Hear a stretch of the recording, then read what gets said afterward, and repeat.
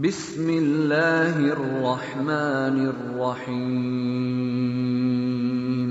ایک دفعہ کا ذکر ہے کہ دربار خلافت میں 3 آدمی 17 اونٹ لے کر حاضر ہوئے۔ ان میں سے ایک نے آگے بڑھ کر حضرت علی رضی اللہ تعالیٰ عنہ شیر خدا سے عرض کیا، اے امیر المومنین، یہ 17 اونٹ ہمارے مشترکہ منافع کے ہیں، ان میں سے ایک حصے میں نصف آتے ہیں، ان میں سے تیسرا حصہ دوسرے شخص کا ہے اور تیسرے شخص کا 9واں حصہ ہے۔ ہم چاہتے ہیں کہ آپ ہم میں ان 17 اونٹوں کی اس طرح تقسیم کر دیں کہ نہ تو ان میں سے کسی اونٹ کو کاٹا جائے اور نہ کسی اونٹ کو فروخت کیا جائے اور نہ فروخت کر کے اس کی رقم کو تقسیم کیا جائے۔ مطلب 17 اونٹ ہیں اور ان کو تقسیم کرنا ہے 3 حصوں میں، اور 3 حصے بھی برابر نہیں ہیں۔ 3 حصے بھی ایسے ہیں، ایک کے حصے میں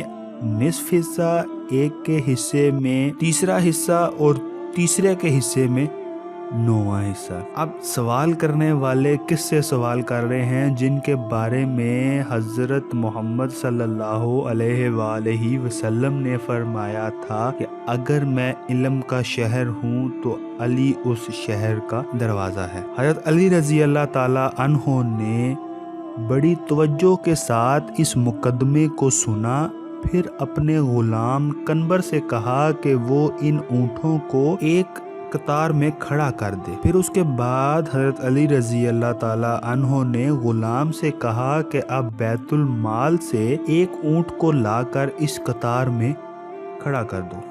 چنانچہ آپ کے حکم کی تکمیل ہو گئی، اس طرح اونٹوں کی تعداد 18 ہو۔ بس حضرت علی رضی اللہ تعالی عنہ نے پہلے شخص کو حکم دیا کہ اس کا نصف حصہ تمہارا ہے، اس کے مطابق 9 اونٹ تمہارے حصے میں جائیں گے۔ حضرت علی رضی اللہ تعالی عنہ نے دوسرے شخص کو حکم دیا کہ تمہارا تیسرا حصہ ہے، اس لیے تمہارے حصے میں 6 اونٹ آئیں گے۔ اس کے بعد حضرت علی رضی اللہ تعالی عنہ نے تیسرے شخص کو حکم دیا کہ تمہارا حصہ 9واں ہے، اس کے مطابق تمہارے حصے میں 2 اونٹ آئیں گے۔ اب اگر ہم کاؤنٹ کریں تو 9 اونٹ آئے پہلے کے حصے میں، 6 اونٹ آئے دوسرے کے حصے میں اور 2 اونٹ آئے آخری کے حصے میں۔ 9 اور 6 15 اور 2 17۔ اس کے بعد آپ نے حکم دیا اپنے غلام کنبر کو کہ جو اونٹ آپ بیت المال سے لائے تھے اس کو واپس چھوڑ آئیں، اور اس فیصلے سے سب کے سب خوش ہو کر واپس لوٹ گئے۔